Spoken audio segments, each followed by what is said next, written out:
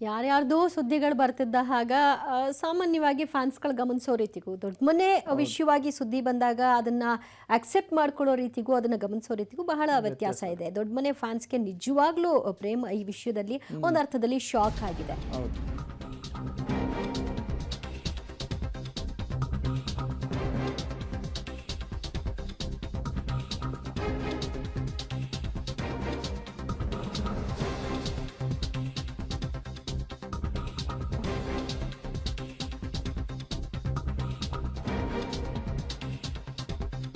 Yuvraj Kumar divorce ವಿಚಾರಕ್ಕೆ ಸಂಬಂಧಪಟ್ಟಂತೆ ಅವರ ಪತ್ನಿ ಮಾತನಾಡಿರುವಂಥದ್ದು, ಸದ್ಯಕ್ಕೆ ಬೇರೇನು ಮಾತನಾಡುವಂತಹ ಸ್ಥಿತಿಯಲ್ಲಿ ನಾನೇನು ಇಲ್ಲ.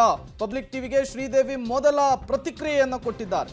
ಯುವರಾಜ್ ಕುಮಾರ್ ವಿಚ್ಛೇದನದ ಪ್ರಕರಣಕ್ಕೆ ಸಂಬಂಧಪಟ್ಟಂತೆ ಪತ್ನಿ ಶ್ರೀದೇವಿಯವರು ಪಬ್ಲಿಕ್ ಟಿವಿಗೆ ಮೊದಲ ಪ್ರತಿಕ್ರಿಯೆಯನ್ನು ಕೊಟ್ಟಿರುವಂಥದ್ದು. ಈ ವಿಚಾರಕ್ಕೆ ಸಂಬಂಧಪಟ್ಟಂತೆ ಅವರ ಪ್ರತಿಕ್ರಿಯೆ ಹೇಗಿರುತ್ತೆ ಅನ್ನುವಂತಹ ಕ್ಯೂರಿಯಾಸಿಟಿ ಇತ್ತು.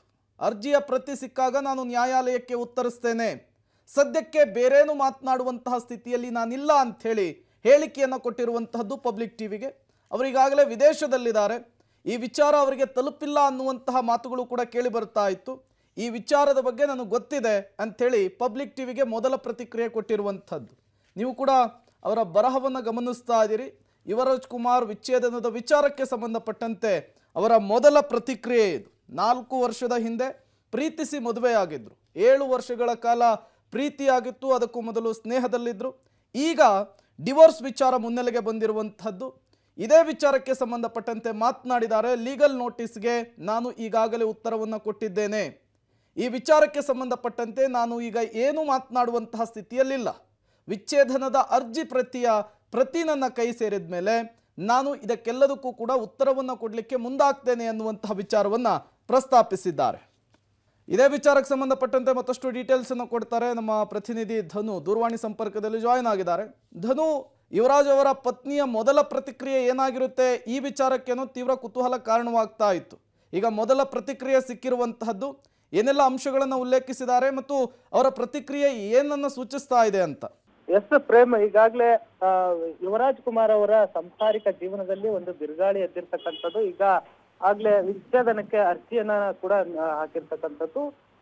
6ನೇ ತಾರೀಕು ವಿಚ್ಛೇದನಕ್ಕೆ ಕೋರಿ ಒಂದು ಅರ್ಜಿಯನ್ನ ಸಲ್ಲಿಸಿರ್ತಕ್ಕಂಥದ್ದು. ಸದ್ಯಕ್ಕೆ ಈ ಒಂದು ವಿಚಾರಕ್ಕೆ ಸಂಬಂಧಪಟ್ಟಿದಂತೆ ಈಗಾಗಲೇ ಪತ್ನಿ ಶ್ರೀದೇವಿ ಕೂಡ ಪ್ರತಿಕ್ರಿಯೆಯನ್ನ ನೀಡಿದ್ದಾರೆ.